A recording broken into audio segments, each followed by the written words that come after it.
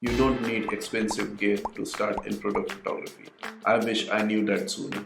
Yes, having a good camera or that expensive light that everybody seems to talk about can make a difference, but that doesn't mean that you cannot get awesome photos using inexpensive gear. Welcome to 9 to 5 Photographer.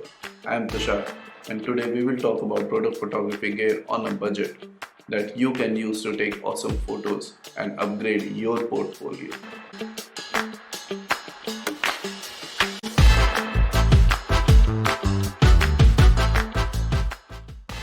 When starting out in product photography, the biggest dilemma is what gear you should buy.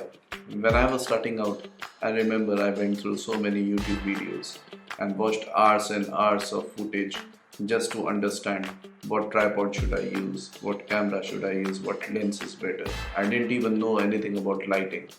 I know I've spent a lot of money on buying useless gear. What I've come to understand is it's all a myth. Before we proceed, it's important to have some ground roots. I will only talk about the gear that I have either owned or used. This is because I don't want to recommend anything that I haven't used myself.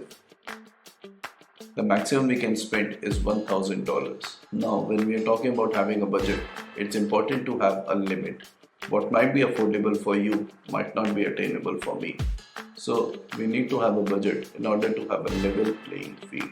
Now, before you hit that buy button, it's important to consider some things.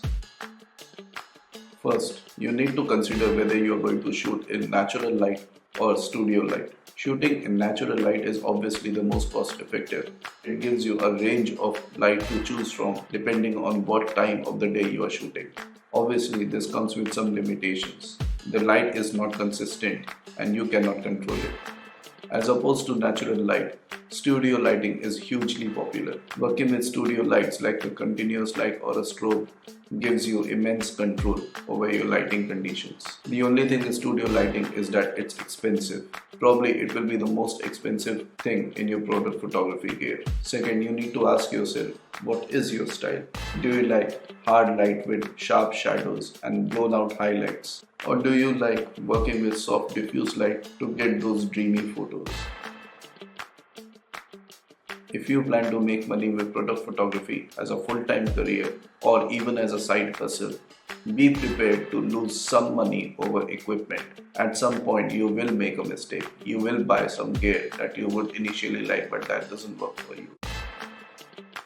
We are starting out with $1,000, which is very good because lighting is the single most important thing in product photography. If you master light, half of the work is already done.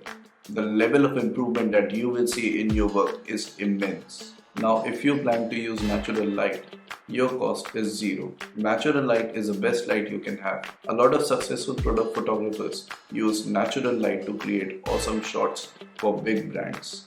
You can use harsh light to create some playful and colorful photos with blown out highlights. This style is very popular, especially with skincare brands. Or if you are in a place where it's cloudy all the time, you can use that soft light to create dreamy looks for your photos. If you plan to use studio lights, things can get much more interesting. There are so many options to choose from, right from continuous lights to strobes, flashes or LEDs. If I have to pick one, I will choose the Godox 153 continuous light and pair it with a softbox.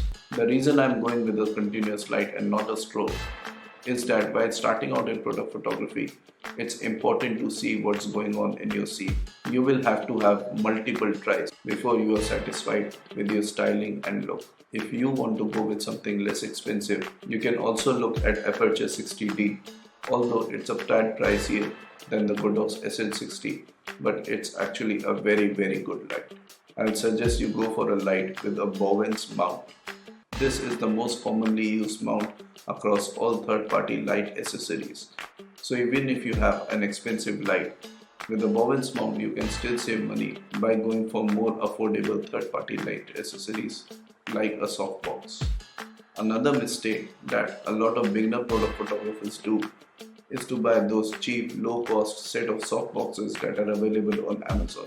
These softboxes might look tempting in the beginning when you are on a budget. However, they are not fit for commercial use. Reflectors play a crucial role in ensuring that your product is well lit. It is simply a flat or curved surface that reflects light, and so it is used to bounce the incoming light from other light sources to highlight those darker areas of your product. Reflectors come in various shapes, sizes, and materials, and this is a 5-in-1 reflector that I use. It comes with gold, silver, translucent, white, and black layers. You can get something like this on Amazon for $12. A diffuser is a material that softens the light and is often placed between the subject and the light source. Shooting in harsh light is not for every product, and so you might want to have soft diffuse light. Also gives you an option to have those soft gradients on the edge of reflective surfaces. This adds an element of depth, character, and drama to the whole shot. For diffusion, either you can use diffusion panels or a softbox. Diffusion panels are really inexpensive and you can get one for less than $20. Softboxes, on the other hand, are a bit more expensive, but for good reason. Diffusing panels do not direct the light.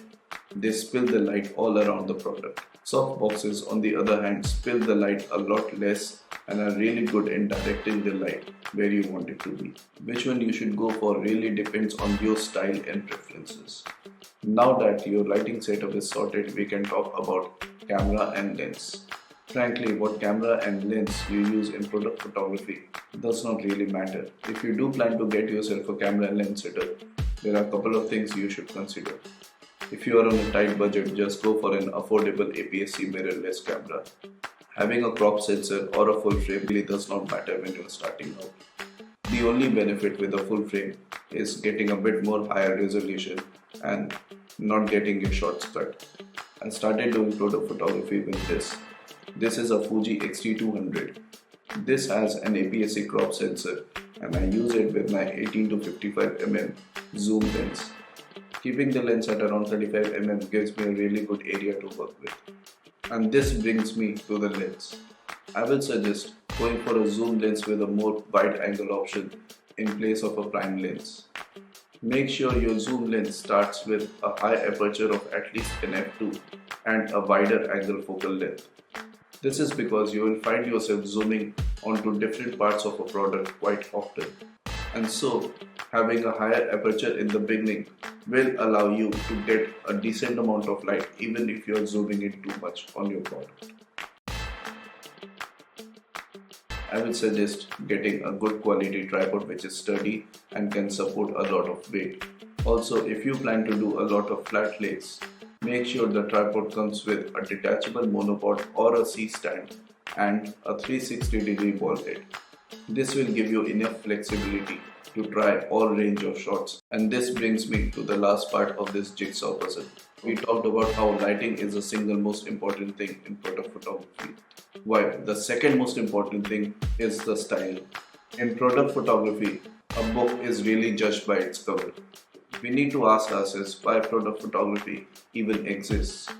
Why brands are comfortable spending so much money on getting those really beautiful and visually appealing shots for their products. If product photos are visually appealing, they can connect with users on a personal level and hopefully make a sale.